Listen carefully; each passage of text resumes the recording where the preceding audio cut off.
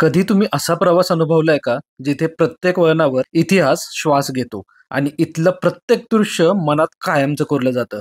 कारण जेव्हा statue of unity सारखा ऐतिहासिक पुतळा मान उंचावतो तर रोड टू हेवन स्वर्गीय अनुभव देतं.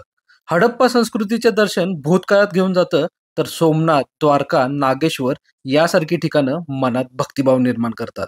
तसंच गीर जंगल सफारी निसर्गाचा समतोल शिकवतं आणि जंगलच्या राजाचं दर्शनही करून देतं. इथलं शुद्ध शाकाहारी जेवण आणि जिलेबी, फाफडा, थेपला, खाकरा तर तोंडाला पाणीच सोडतं. इथले महल व संस्कृती ऐश्वर्याची आठवण करून देतं आणि इथलं आदरातिथ्य गुजरातकडे आकर्षित करतं. हे सगळं आपण 10 दिवसात करू शकतो आणि त्याचीच संपूर्ण माहिती देणारा हा व्हिडिओ आपण शेवटपर्यंत नक्कीच पहा.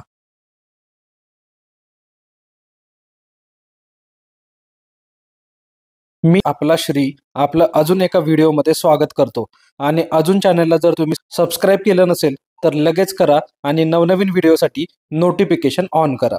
नेहमीप्रमाणे आपण सुरुवात करूया श्रीमंत छत्रपती शिवाजी महाराजांना मानाचा मुजरा करून. आमच्या सफरीची सुरुवात आम्ही पुण्यातून पहाटे 4 वाजता विमानातून केली. गणपती बाप्पा. अवघ्या 2 तासात पोहोचलो गुजरातला. अहमदाबादच्या एअरपोर्टला पोहोचलोय आणि मागं बघा पावसानं वेलकम केलंय.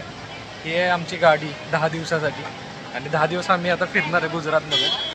पहिल्या दिवशी आम्ही जाणार होतो ढोलावीराला 8 तासाचा प्रवास करून आणि सकाळी नाश्त्याला रस्त्यातच थांबलो इस्कॉन गाठिया या हॉटेलला. ते पारंपरिक गुजराती नाश्ता मन तृप्त करून गेला. आता 2 वाजता पोहोचलो इवोक ढोलावीराला, जिथं आमचं खूप छान स्वागत झालं व इथे चेक इन करून लगेच जेवणावर ताव मारला.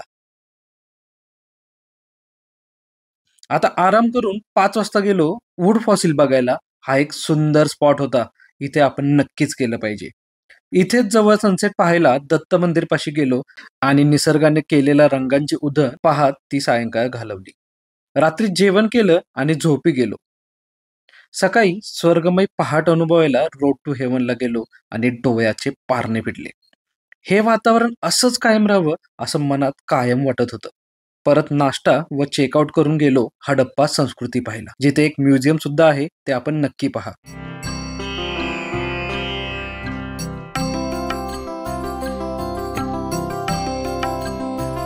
हे सगळं बघून धोर्डोच्या दिशेने गेलो, जे 2 तासावर होते. पण 50 किलोमीटरचा रोड टू हेवनचा रस्ता आणि पक्षी हे सगळं बघून पाय निघतच नव्हता.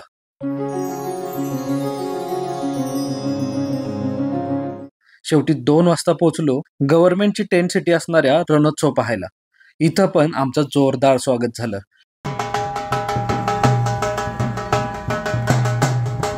आधी पेट पूजा केली आणि मग टेंट मध्ये जाऊन मस्त आराम केला. सूर्यास्त पाहायला यांच्याच आधी बस व नंतर उंट सफारीतून आलो व्हाईट रण पाहायला, जिथे मिठाचा वाळवंट पसरलेला होता आणि त्याला कुठलाही शेवट नव्हता. सूर्यास्त झाला आणि मग आलो रणोत्सवचे पारंपरिक वेशभूषा, शॉपिंग आणि कार्यक्रम अनुभवायला.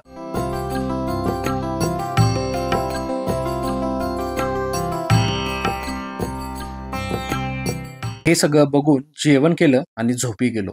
सकाळी चेकआउट करून 2 तासावर असणाऱ्या भुजला गेलो, जिथे आधी खारी रिव्हर कॅनियन हे पाहिला, जे की अगदीच भारी होतं आणि जे पाहिलंच पाहिजे. जवळच आदियोगीची मूर्ती असणाऱ्या महादेवाचं दर्शन झालं आणि मन अगदी प्रसन्न झालं. हॉटेल कॅनियन इनला चेक इन करून फेमस जलाराम हॉटेलला जेवायला गेलो आणि थाळीवर अक्षरशः ताव मारला.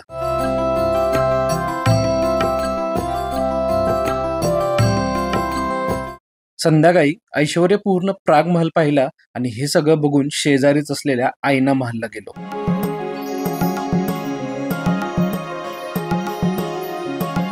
हम दिल दे चुके सनम सिनेमातील एक फेमस स्पॉट आहे, जो हमीरसर तलावा शेजारी आहे, तो केला.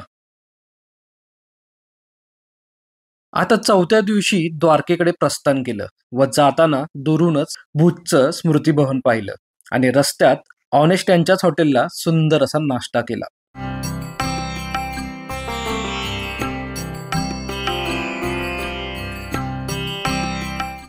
इथून पुढे जामनगर मधील हनुमानाचं मंदिर पाहिलं, जिथं 64 वर्ष रामाचा जप केला जात आहे.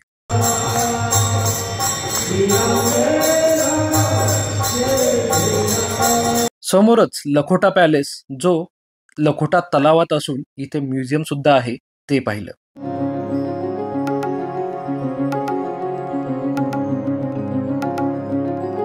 इथे घुगराचे बरेच स्टॉल लागलेले होते. ते बघत बघत द्वारकेकडे निघालो. 4 वाजता हॉटेल दक्षला चेक इन करून सनसेट भडकेश्वर महादेवाच्या मंदिरातून पाहिला. आणि तुलसी विवाहासारखा मंगलमय दिवस असल्यामुळे इथून सरळ द्वारकाधीश मंदिरात दर्शनासाठी गेलो. गोमती नदी व अतिशय उत्तम झालेलं दर्शन हे सगळं पाहून रात्री जेवायला गेलो कोको रेस्टॉरंटला आणि थाळी खाल्ली.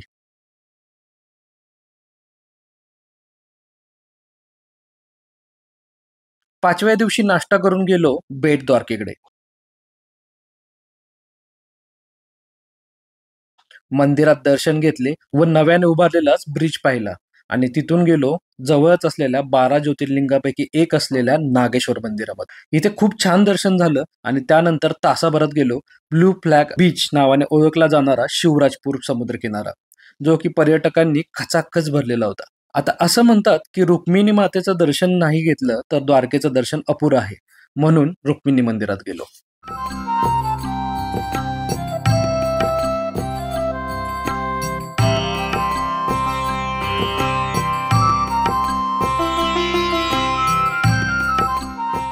रिसॉर्टला जाऊन संध्याकाळी परत द्वारकाधीश मंदिरात गेलो.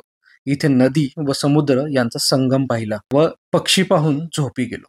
5व्या दिवशी पहाटे 6 वाजताच सोमनाथकडे निघालो. वाटेत खोबऱ्याचा हलवा फेमस असलेलं एक गाव होतं, तिथं हलवा घेतला व 12 ज्योतिर्लिंगांपैकी पहिलं ज्योतिर्लिंगाचं दर्शन घ्यायला गेलो सोमनाथला. त्रिपुरारी पौर्णिमा होती त्या दिवशी आणि सुंदर असं दर्शन झालं आणि त्यानंतर आम्ही तिथे थोडा वेळ घालवला. भूक लागल्यामुळे हॉटेल माधवला चविष्ट थाळी खाल्ली आणि 2 तासाच्या अंतरावर असलेल्या गिर इथे आलो.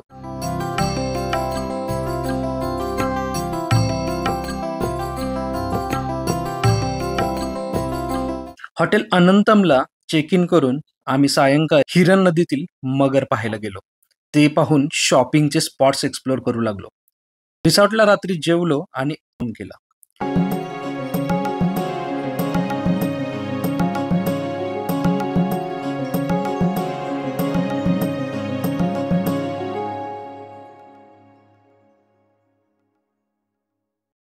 सकाळी पोटभर नाश्ता करून गिर जंगल सफारी करायला गेलो. इथं बरेच प्राणी दिसले. सांबार, हरिण, घुबड, लंगूर आणि शेवटी दर्शन दिले जंगलाच्या राजा असलेल्या सिंहाने.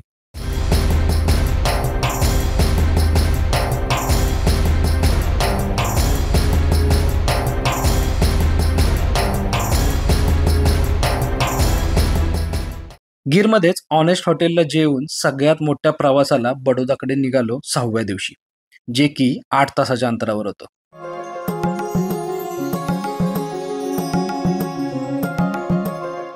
जाताना गिरनारचं दुरूनच दर्शन घेतलं आणि रात्री जेवलो सॅफ्रॉन इन या हॉटेलला.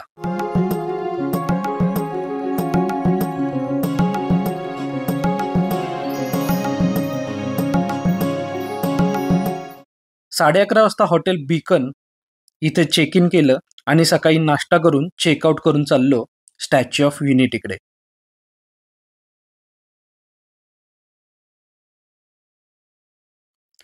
आधी जंगल सफारी म्हणजे झू मध्ये कधीही न पाहिलेले बरेच प्राणी जसं की बिबट्या, लेपर्ड, बंगाली टायगर, हिपोपोटॅमस, जिराफ आणि बरेच पक्षी पाहून भारावूनच गेलो.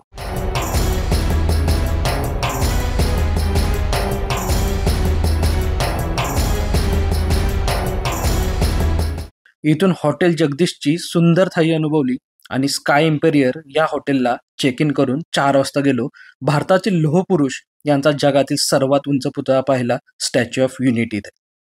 इथे असणारे म्युझियम, सनसेट व लाईट शो बघत 8 वाजले.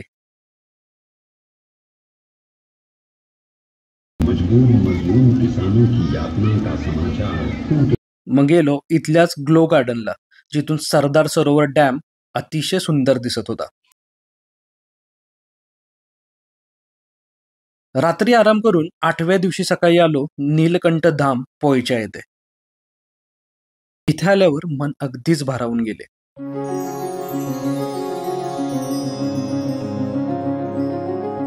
3 तासानंतर पोहोचलो अहमदाबादमधील रिजंटा इल हॉटेलला.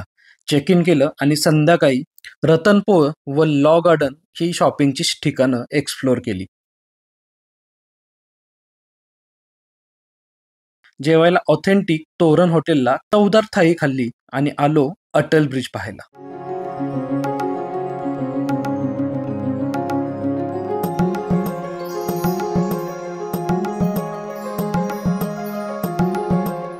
इथूनच अहमदाबादचा नाईट व्ह्यू अगदीच भारी दिसत होता. 9व्या दिवसाची सुरुवात आम्ही अदालज की वाव हे पाहून केली व ते पाहून साबरमती आश्रमाकडे निघालो. इथं आल्यानंतर खूप दिवसांची इथे जाण्याची इच्छा माझी पूर्ण झाली. थोडी शॉपिंग आम्ही या साबरमती आश्रमात सुद्धा केली आणि इथून गेलो सोनलबेन खाकरावाला इथे खाकरा घ्यायला. तिथे बरंच काही होतं आणि आम्ही ते घेतलं सुद्धा. भूक लागली होती म्हणून गाठिया रथ हे ऑथेंटिक गुजराती फूड असलेलं ठिकाण. इथं आम्ही गाठिया, जलेबी फाफडा, खमन, छाज आणि बरंच काही खाल्लं. इथून सरळ एअरपोर्टला जाऊन 12 वाजता पुण्यात विमानाने पोहोचलो. असा होता आमचा 2 रात्री पकडून 10 दिवसाचा प्रवास. आणि हो, 10 दिवसात खूप साऱ्या आठवणी घेऊन आम्ही माघारी आलो होतो. 10 दिवसात आम्ही काय काय फिरलो हे आता तुम्ही स्क्रीनवरती पाहताय. पण अजून या सगळ्या ठिकाणांची सविस्तर माहिती देणारे व्हिडिओ तर आपल्या चॅनलवर लवकरच येणार आहेत. आणि म्हणूनच आपण चालू करतोय गुजरात सिरीज आपला श्री या चॅनलवर.